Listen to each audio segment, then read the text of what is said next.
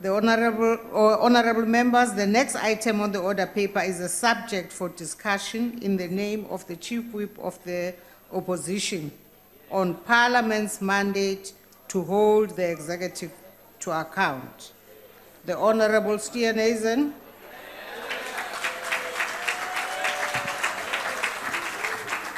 Thank you very much, Madam Speaker. We are all privileged to work in this very special place. The sound that your footfall makes as you cross the grand lobby in the NCOP wing, the musty fragrance and dim lighting of the old Assembly chamber, the magnificent view and natural splendor of the mountain as you make your way to the Good Hope chamber, and the excited hustle and bustle in this house before the start of a sitting. It is a deeply significant place for our country. Here the cruelest laws of the apartheid regime were enacted. Here the most vicious nationalism held court and kept our country hostage from democracy for so long. But it is also a place where good triumphed over evil, where the brutal system of apartheid capitulated and its laws were dismantled. It's also where our Constitution was birthed, ushering in a new era of constitutional sovereignty and a Bill of Rights that sought to prevent the abuse of power by the executive. Parliament was restored to its rightful place as the heartbeat of our new democratic model of accountability and oversight. But this Parliament has to be far more than just bricks and mortar. And thus it's right, as we celebrate 20 years of the passing of our Constitution, to reflect on whether this House is living up to its mandate of those who framed the Constitution and who bequeathed to us the enormous responsibility set out in Chapter 4 and 5 of the Constitution. Perhaps most relevant for the discussion today is contained in Section 55, detailing the powers of the National Assembly, which tasks us with providing mechanisms to ensure that all executive organs of state in the national sphere of government are accountable to it and maintain oversight of the national executive and the exercise of national executive authority. And so the question we should be asking ourselves and framing in this debate is whether these mechanisms are working, and if not, what can be done to fix the situation. The former United States President Lyndon Johnson, who used the United States Congress and Senate to pass the Civil Rights Act, famously said that, and I quote, "Power is where power goes," unquote. The truth is that too much power has been allowed to slip away from this House and towards the executive. On some days, it's actually difficult to determine who is accountable to who. And that's why Minister Mhlaba, for instance, felt nothing when his agency deployed a signal jammer in this House in some bizarre Orwellian attempt to somehow control the flow of thoughts, views, and opinions of members of this House and the media. It's why Minister Nhleko felt no shame whatsoever when he tried to hoodwink this House into believing that a swimming pool was some elaborate firefighting mechanism.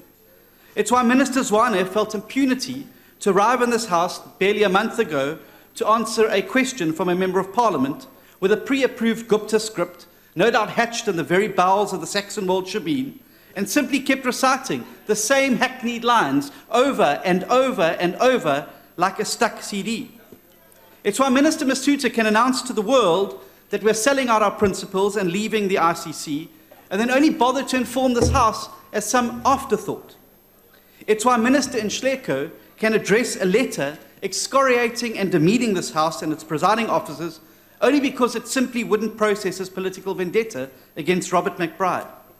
And it's also why certain members of this House obsess themselves more about what the President's title in this House should be than his actual misdeeds.